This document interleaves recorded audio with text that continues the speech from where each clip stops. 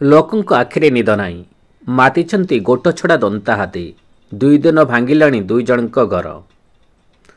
ସମ୍ବଲପୁର ଜିଲ୍ଲା ନାକଟି ଦେଉଳ ବନାଞ୍ଚଳ ଅନ୍ତର୍ଗତ ବାଟଗାଁ ଫରେଷ୍ଟ ସେକ୍ସନର ବିଭିନ୍ନ ଗ୍ରାମରେ ଏକ ଗୋଟଛଡ଼ା ଦନ୍ତା ହାତୀ ଉପଦ୍ରବ କରି ବ୍ୟାପକ କ୍ଷୟକ୍ଷତି ଘଟାଇଥିବା ସହ ଲୋକଙ୍କ ଘରଦ୍ୱାର ଭାଙ୍ଗି ରୋଜି ଦେଇଥିବା ଜଣାପଡ଼ିଛି। ଏହି ଗୋଟଛଡ଼ା ଦନ୍ତା ହାତୀ ମଙ୍ଗଳବାର ରାତି ପ୍ରାୟ 10:30 ସମୟରେ ବିନ୍ଦପୁର ଗ୍ରାମକୁ ଆସି ବ୍ୟାପକ ଉପଦ୍ରବ କରିଛନ୍ତି। ଏଥିରେ ଗ୍ରାମର ଦୋଳମଣି ବିଶିଙ୍କ 2 ବଖରା ଘର ଭାଙ୍ଗି ଦେଇଛନ୍ତି। ଉକ୍ତ ଦନ୍ତା ରାତିରେ ଘର ନିକଟକୁ ଆସିଥିବା ବେଳେ କୁକୁର ଭୁକିଥିଲା।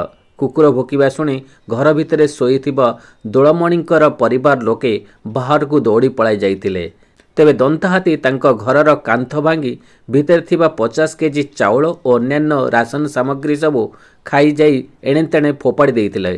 ଏହିପରିକି ରନ୍ଧନ ଗ୍ୟାସ୍ ଚୁଲା ଓ ଆସବାବ ପତ୍ର ସବୁ ନଷ୍ଟ କରି ଦେଇଥିବାର ଦୋଳମଣି ବିଶି ଅଭିଯୋଗ କରିଛନ୍ତି। ସେହିପରି ସୋମବାର ରାତିରେ ମଧ୍ୟ ଏହି ଦନ୍ତା ହାତୀ ଅଙ୍ଗାବିରା ଗ୍ରାମରେ ଭାବଗ୍ରାହୀ ସାହୁଙ୍କ ଘରର କାନ୍ଥ ଭାଙ୍ଗି ଧାନ ସବୁ ଖାଇଯାଇଥିଲା।